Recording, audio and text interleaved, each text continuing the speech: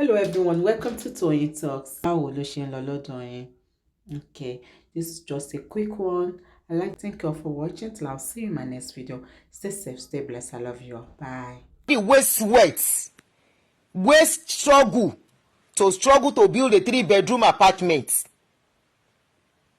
If the apartment burn, he knows fully well it might take him another 10 years to build another one. Especially in this present Nigeria that we have. How many Nigerians, as things are now, are buying land to build? How many?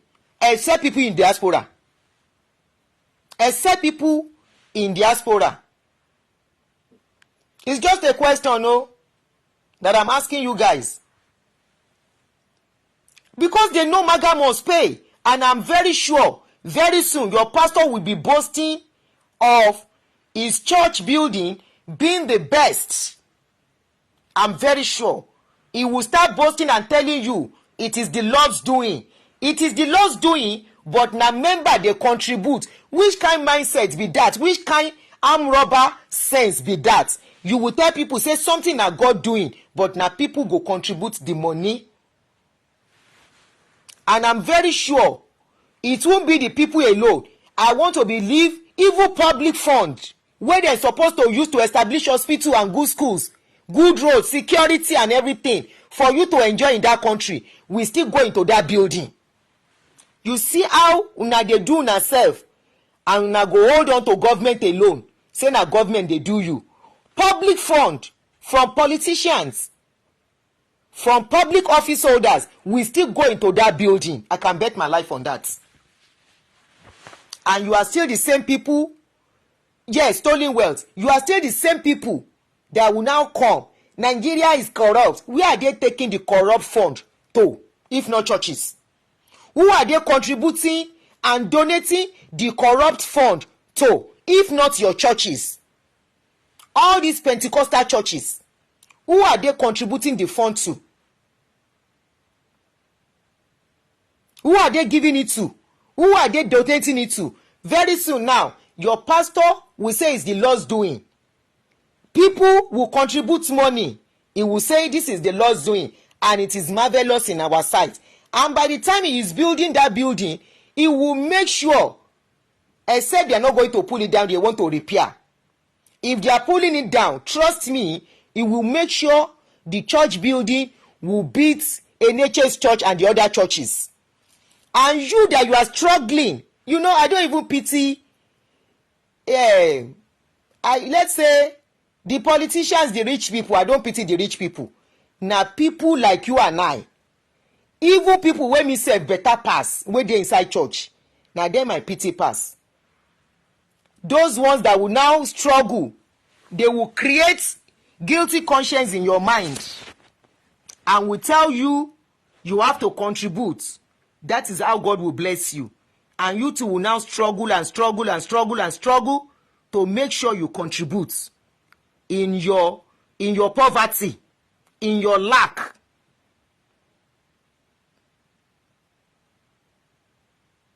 Very soon, all the things that your politicians, your representative, your local government chairman, your whatever you call them, your senators, the money meant for you and I that made a lot of us to run out of that country to this country, they will now donate in solidarity. The same money they cannot put in hospital to fund medical, so that when una sick, una can go there. The same money they cannot put to fund security, so they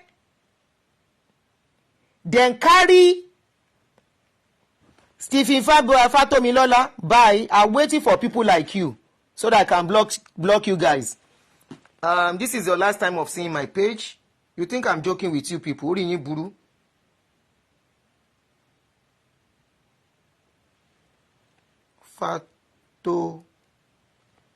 Fatomilola.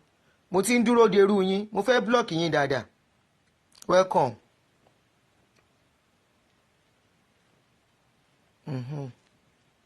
Psalm 23. tán bá bí ẹrẹ psalm 23 ẹ̀ yẹn tó fi ṣe profile ẹ̀ tán bá bí ẹrẹ rìn lọ síbi táwọn boko haram wà àbí kó rìn lóru tán bá ní jí ẹ gbé ẹ má dá lóhùn ara wọn ni mo ti ń dúró derú wọn time to block him mo ti ń wárú wọn ti pẹ́ ẹ rò pé mo fẹ́rò mọ́ èrò tó wà lórí ṣópòjì mi gan ti pọ̀ jù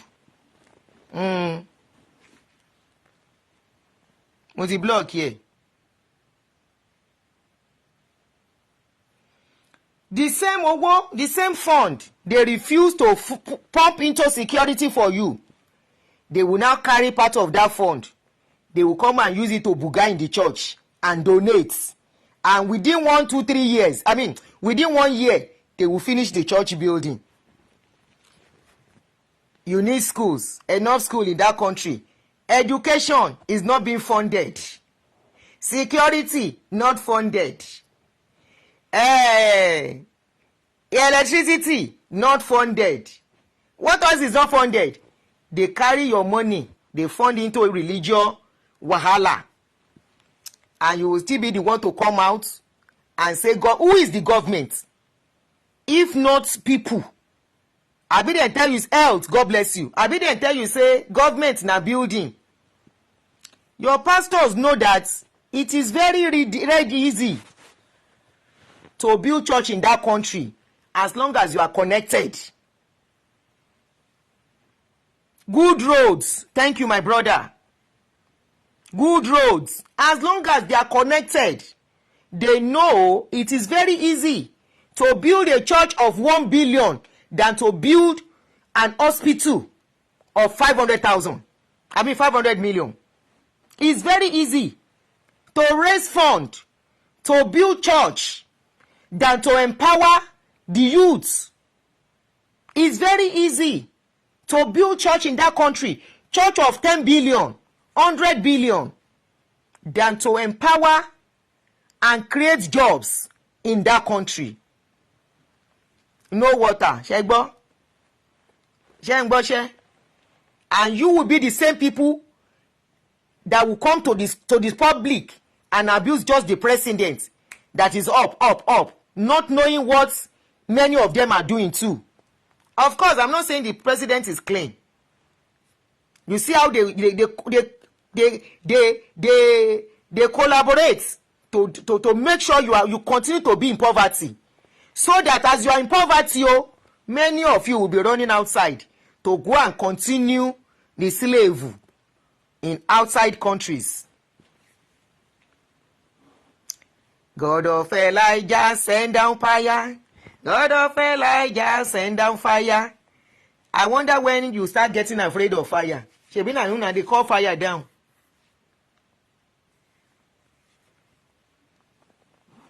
Your country is carrying 90 billion to donate, to sponsor pilgrim. The same country, politicians will steal money to go and donate to church. They will rather build churches than build schools. They will fund churches with no matter how much. Ẹ wá sọ wípé ìlú ò dá.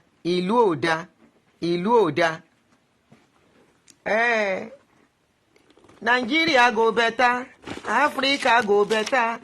Orin tẹ mama kọ. You know when they sang that song? Sherry, bọ̀bọ̀ yìí ti gbé account mi wọlé. If you come with polite comments, I will not block you. But if you come and say nonsense, I will block you. Ó ti gbé account mi wọlé. Ẹ ní sùúrù.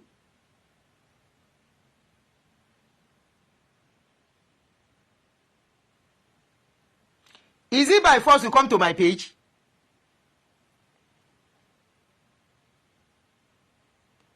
Ẹ ní sùúrù o.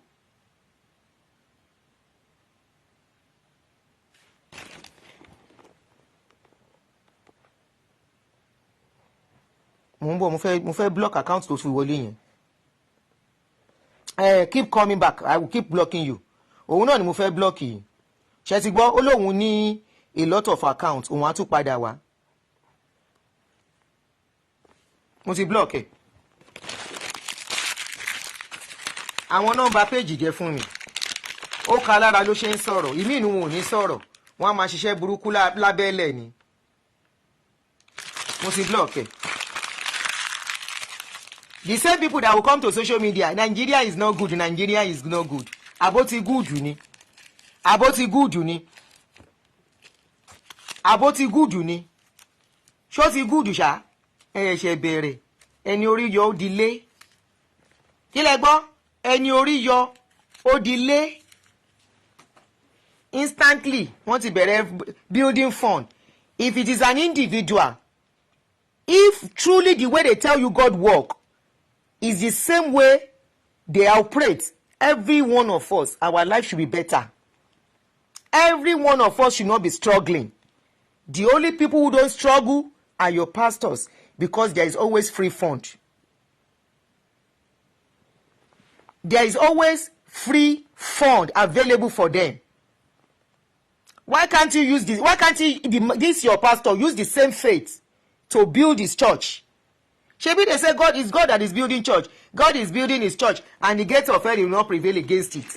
Why are you asking public for the fund? Why is church God not giving you the money to build the church? Abi, are you not the one talking that God is building his church and the gates of hell will not prevail against it? No, it's not physical building, it's spiritual building. Continue.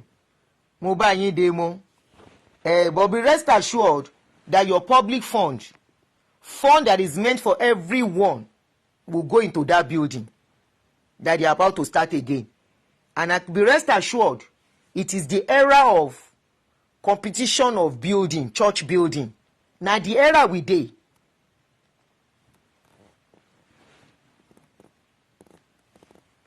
Now the era.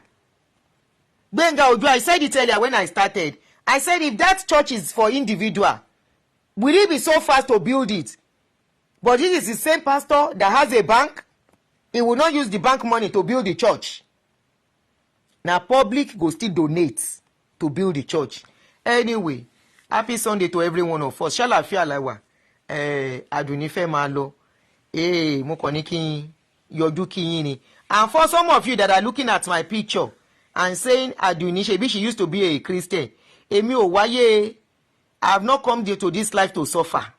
Hello? I have not come to this life.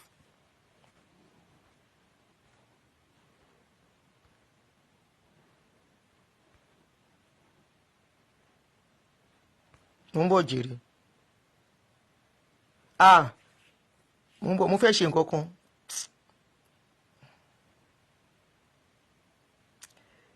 So ẹ̀yin lẹ lówó yín o kò kàn wá o, but you cannot stop me creating my awareness o, because your preaching, your pastor's preaching has sent a lot of people to great beyond. They are preaching. So it's the same people. It's the same people that are preaching, when they send people to grave. Now those people you say, you cannot even empathize with them. You cannot even sympathize. No life was lost now. Was any life lost? No life was lost, so it is okay. Now building born. You now say we should be say, sorry, pẹ̀lẹ́. When pastor say nothing do am, nothing shake am. Nothing shake am. Yomi, mo ti block wọn dànù ní tán bá láwọn ò lórí. You know why? Àwọn number page jẹ́, so I have to block them. Go and ask any content creator. The people that will come and stress you, they are the one that usually report your page underground. Anyway, if I no block, we should be up to 500,000 now. So poverty yẹn tẹ́ yín lọ́rùn ni, continue. Continue to pray. Continue to run helter skelter. The more you pray, the more your pastor gets richer. If you have eyes, you will see that the more you pray, the more your pastors are getting richer. Your pastors are nothing but motivational speaker. And anybody that cannot motivate himself, no matter the motivation they give you, it will not work. And that is why their preaching is not working in your life. You can't motivate yourself. You don't know the right thing to do. Even when they talk, they don't make you ginger you clap, donate money. Once you leave, everything where they talk, you don't forget them. You cannot motivate yourself. You cannot think on your own as a full-grown adult. Many of our youths, their brain, they waste away. They are waiting for government to provide job. They are waiting for government to do everything. Here, if you look at the job that government is creating, is not much. Government job is not much in this country. Other jobs are created by individuals. Continue. Any security, you don't have good role, you don't have good security, you don't have everything that will make life easy. Your politicians are donating money to the church, and you are now facing, and you'll be shouting, government is bad, government is bad. I mean, you know they see your church member inside church. You know they see them, I mean politicians. You know they see them inside church. And these same churches, they are not paying any tax. They are living free, collecting money free, and taking all the money to smile to the bank. Charity sef, they cannot do. If you look at that charity wey Edeche do yesterday, na because noise plenty on him head. He can't carry 20 people, give them 1 million, 20 million. How much is 20 million to Edeche? 20 million, e no reach the offering wey Edeche dey collect in a week. In a week, the money wey dey enter Edeche pocket, that 20 million no reach am. It's just like somebody, even with my level, if I give somebody $100 now, I go talk say I give person money, I go feel am. Or I give somebody $500, maybe somebody really need them, and I say, this is the only thing I can afford to take this 500. Will I really feel it? That is, in fact, is even too big. It's like somebody taking 2 naira out of 100 million. That is exactly what it is.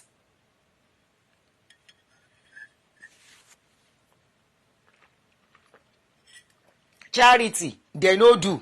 Now when noise plenty, then go say they are doing charity. The last time Baba Oshushengeshe Church, he say he don't open food factory where people they collect food, but Muslims must not reach there. That one a charity. I be they take and by style gather more slave. Nonsense. For here, the charity they do here, both Muslim and Christians, anybody can walk in and collect something from them. Anybody. Now Nigeria only they different all the time. Anyway, now Sabi, now cannot shut me up, or if you don't like my page, take an exit. The page is, the button is there to unfollow. That's why Mark, the same Mark, why you now they call atheist? Mark, atheist, you open social media in a one pie on top of atheist and something. And you think atheists are bad people, but you cannot do without them. Without atheists, people cannot survive. You cannot. They are your survivor. Atheists are your survivor. Most of the things you are enjoying, they created it. They invented it. And the same thing is what you are sleeping on top.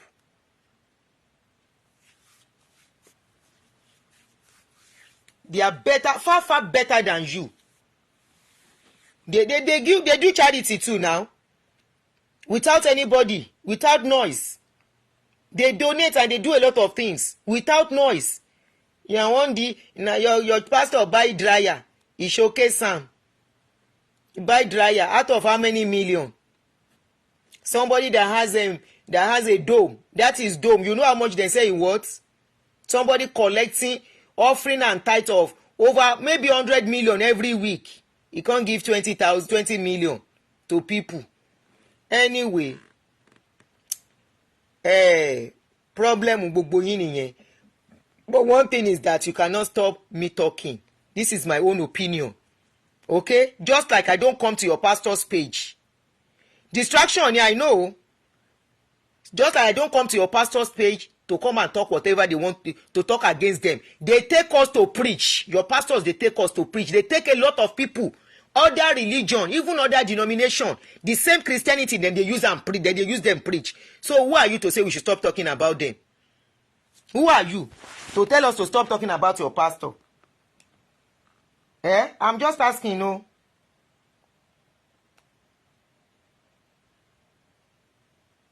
They use people's situation. They use people's pain. Is your pastor that will say it's because somebody didn't pray well, that's why something bad happened to them? Is your pastor that will say it's because somebody is not close to God, that's why something happened to them? Now then go talk say now because somebody no know God, that's why something dey happen to them, that's why their life is not moving forward. Now my question, all of you close to them, why is your life not moving forward?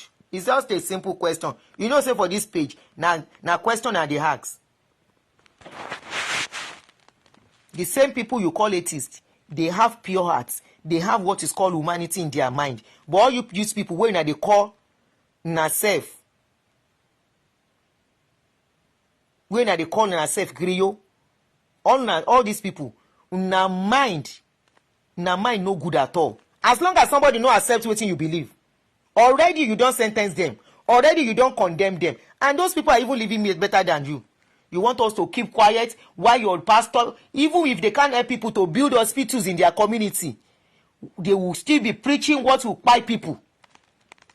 They will preach what will pie people. And because people are vulnerable, a lot of people do not have money to seek medical help. They will now be believing them. They will be believing them. Young and old. A young boy lost his sight because of Oloriburuku preaching. When the boy was supposed to be helped financially to go to hospital, pastor they tell and say spiritual attack make the boy dey come for deliverance until that boy lost his sight. Is it the people that have died that cannot come back to come and tell their story? My question is, why when it happens to them they call on the public? Why your God no dey call on God to help them out? Why your pastor wey dey see into the future no see say in church go burn? Why your pastor wey dey tell you say the Lord is your shepherd, you shall not want? Why in dey carry security and bodyguard join body up and down? Nonsense. As long as they are using people to preach, they are using people's situation and they condemn everybody, we have a right to talk on them. They condemn everything as long as it's not about them.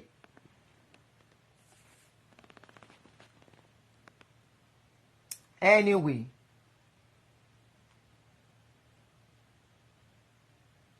Kenny nice Sunday Gere. Make I leave una. I don't know if I will come out again, but for now, make I dey waka my waka. Today the lady don't go. He don't go. So many.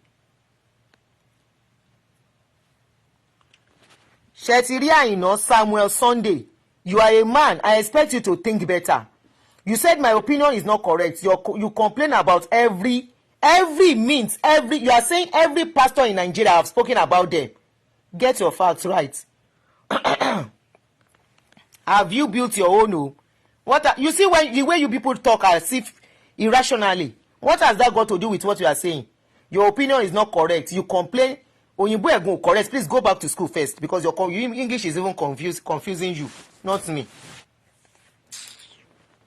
Ani bẹ́ ṣe máa ń ronú all because you want to defend them. Ẹ máa ń ronú bí ẹni tó jẹ́ wípé nǹkan kan wà ní ara ẹ̀ tí ara ẹ̀ ò yá. You want to read your comment again and read it again if it's relevant or it makes sense to what I am saying. And go through my page. Mention all the pastors in Nigeria, list them down, and look at the ratio of the ones I've spoken about compared to the number in Nigeria. Ẹ wo, ẹ lè drain èèyàn but èmi kọ́ lẹ máa drain. No, ẹ má block ẹ kò insult mi. Tán bá insult mi ni máa block wọn. Kò bú mi now. Ó ń sọ ti ẹni kọ̀rọ̀ grammar tó ń sọ òye English ẹ̀ gan confuse ẹ̀. It's not confusing me. His English is confusing him. Have you built your home? What has that one got to do with what we are saying?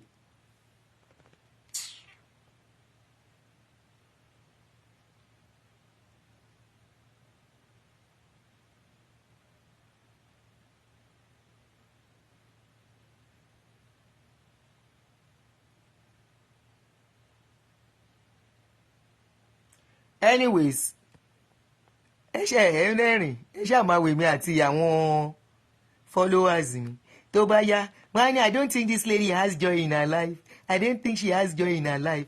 I have told you I have taken a passion to talk about this thing. Okay, kò sí wàhálà àti Adétutù kò sí wàhálà tailor mi ló bá mi rán àbúrò mi tí mo kó rán aṣọ yẹn ó bá mi mo ẹ̀ṣẹ̀ gba wọ́n ní this is one of them. They've rendered their brain their Tony Anthony they have rendered their brain non-functional. They have rendered their brain non-functional. But trust me, with the feedback and review I get on a daily basis, if I'm not getting positive feedback, I will have stopped. Gradually, go to other pages that are talking about this thing. There are a lot of pages now coming up.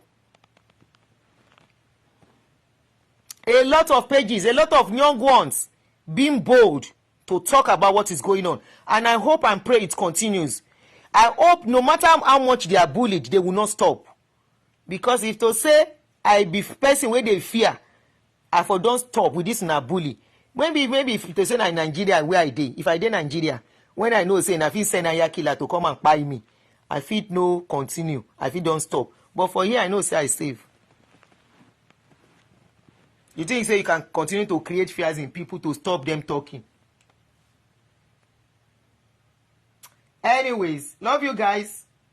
I'll come again if possible, but if not, enjoy about 2 minutes because from tomorrow I'm going to be busy again. My internship, my son's internship runs continues and anytime tí mo bá ráyè ni màá tó tún jáde. Thank you Olajide Gbọ́láhàn. Thank you my brother. Please kindly reshare. People are getting liberated gradually. Sàwọn kí ni ló máa lè pe orúkọ ẹ̀ yìí o pànárá?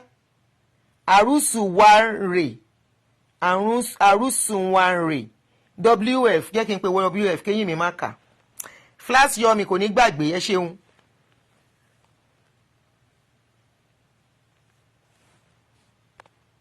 Adunni strange God Israel Ọ̀làwù Lárúbáwá. Israel go believe in Jésù. Ṣé ẹ ti gbọ́ ni? Israel ò believe in Jésù. Òyìnbó dá gbogbo ẹ̀rú pọ̀ fún wa. Ó ti di wọ́rọ́ sí wọ́rọ́. A lot ń lọ as social gathering ní majority especially nílùú òyìnbó ń sìn. Can't you see when MFM pastor come out say they need money? They don't you when there are only 20 people remaining in their church that they need money. On open GoFundMe gan, and some people will say what we are doing is not making sense. It's not making sense to people who are still hungry in Nigeria looking for miracle. It's not making sense to some rich people that believe tí pastor ti kó sọ́pọlọ wọn. A lot of people are waking up. Am I the only one talking? Okay, my wife was deeply rooted in the religion years back. Yes. Now she has, been liberated by you. You see? People are waking up. Kò sẹ́ni tó sọ pé kò sọ Ọlọ́run ṣùgbọ́n kéèyàn kan máa fi búrẹ́dì kóyàn lómi ọbẹ̀ jẹ ìyẹn láàní gbà. So ẹ lọ wá bí jókòó sí. Kẹ́yẹ sunkún tí ò ṣe kiri jèrè. Any wonderful week, blessed week everybody, including ẹ̀yin tẹ́ ń bú mi bí tẹ́ ti ń wò mí. I greet all of you and I say have a wonderful week. Love you guys. Bye bye.